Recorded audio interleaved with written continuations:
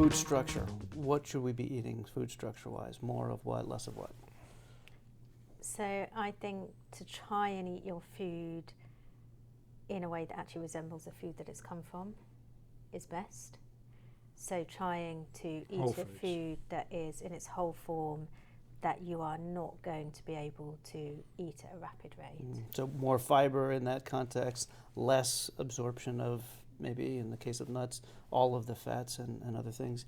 And then also slower. Yeah, so eating it more slowly, but also by eating it as a whole food, where whether it's less ground or less processed, you will metabolize it, absorb it, process it more slowly.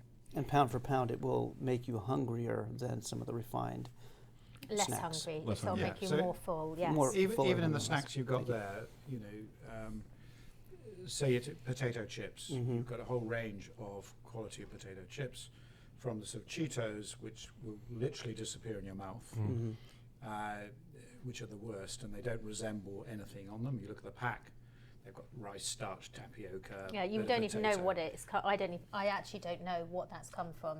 Then, but I can see that's. but you might have a high-end. Yeah, You might fair have enough. a high-end potato chip that's still got the skin on it, that's got the fiber on it, and the ingredients in the back are potatoes, salt, and Oil. some oil.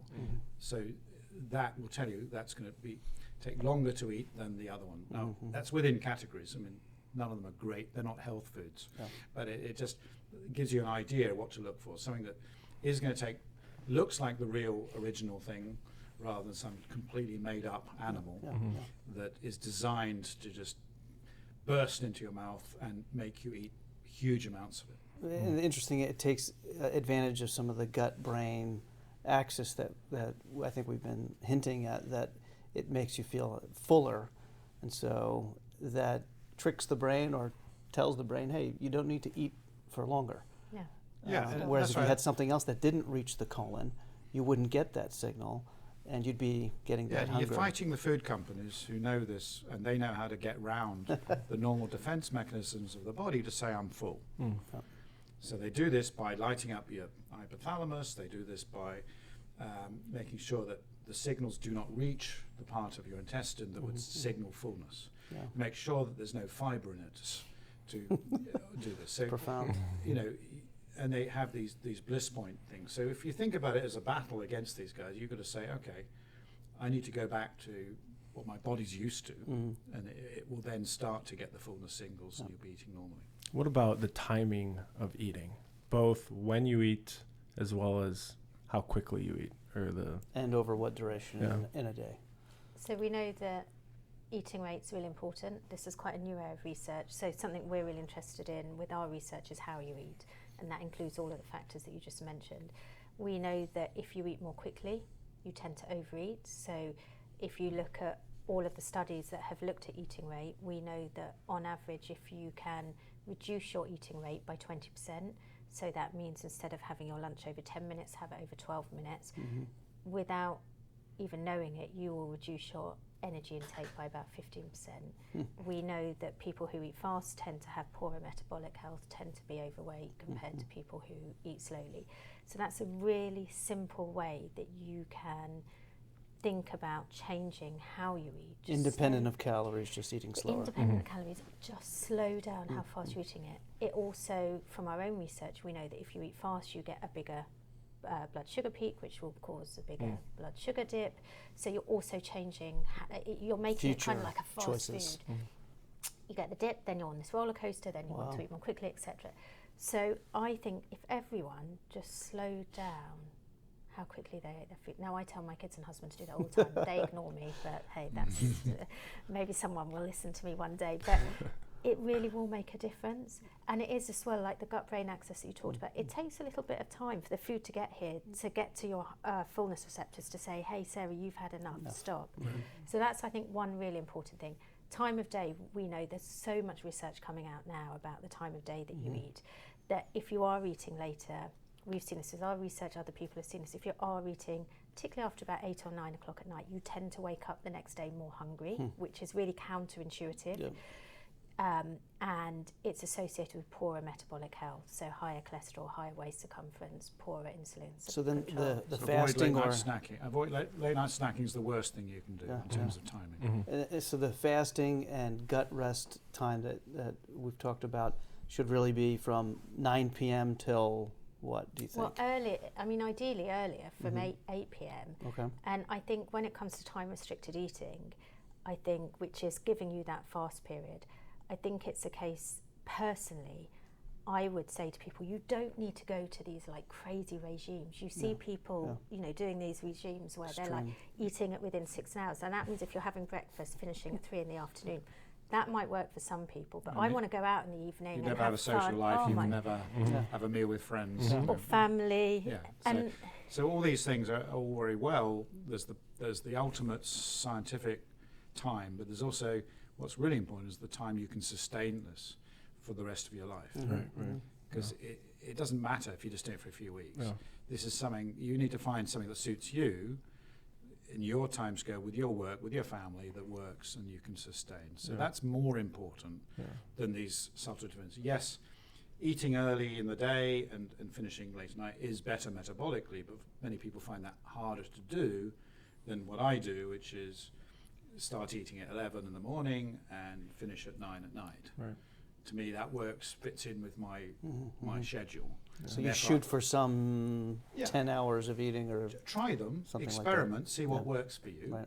And if you can do the early morning one, that's probably better metabolically. But what's more important is something you can sustain. Not every day. You don't have to be a saint, but you want to be doing it 5 days out of 7 generally to get these benefits long term. And consistency 10 matters. 10 hours I think is perfect. Having a 10-hour eating window.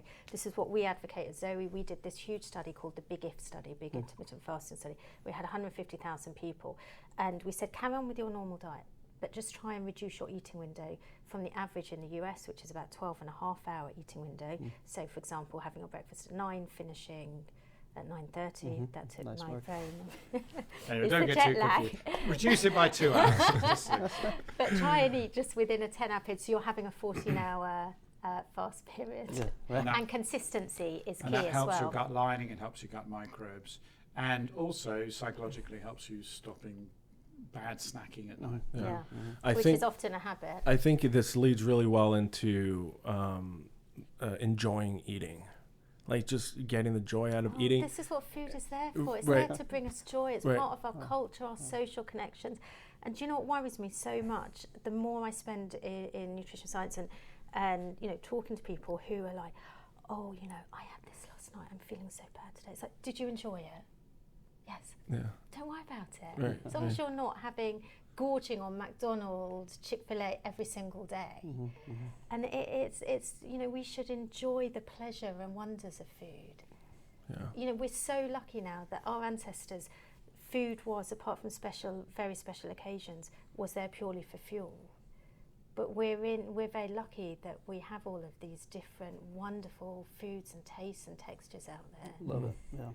Yeah. I think when I think about you having run 35 randomized clinical trials in nutrition, that you would be obsessed with, the food and what not to eat and what to eat. But the fact that you provide sort of this nuanced approach to it is very validating to that, where, it's not restrictive eating. It's having grace on yourself a little bit when you cheat. It's okay. Just 5 days out of 7, just make sure you're doing the right thing. It's being pragmatic. I mean, up to now, the food diet industry has been obsessed with like a 6-week crash diet. Right. And that is just so wrong at every single level. So that's our philosophy, both of our research and, the Zoe science is about sustained changes that's going to last decades. Yeah. And how do you do that? Having days off, having fun. Yeah. If you have an amazing buffet that, you an amazing croissants, you're in Paris, you can break your rules. Right. As long as you know that you can get back on track fairly easily, and you don't beat yourself up about it. It's not a loss if you overall you're achieving your goals most of the time, and you're thinking about it. You're realizing what you're doing, and you're not just mindlessly eating all the time. Right. I think that's really part of it. It's about re-educating people about food, so they still get the pleasure. And that everything we talk about is about adding more stuff to your plate. Mm-hmm. It's not really about never eat that. Mm-hmm. You never Yeah. say that. That's great. I think as well that lots of people are overcomplicating things, Yeah. and I think we can keep it quite simple. And I think it's a case of have plenty of fruits, vegetables, pulses in their original state. Don't gorge on heavily processed foods. Have a bit of what you enjoy. A little bit of what's bad for you can be good for you in moderation. And I think people are sweating the small stuff too much that I think is then taking away that pleasure. And it is quite simple. At the end and of that's the why day.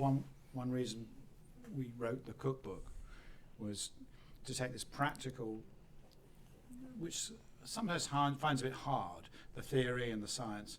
So, well, actually, what does that practically mean? Yeah. Can I still, have a pasta? Yeah. When we've sort of said, of course you can, but it just means you need to think a bit more about the sauce.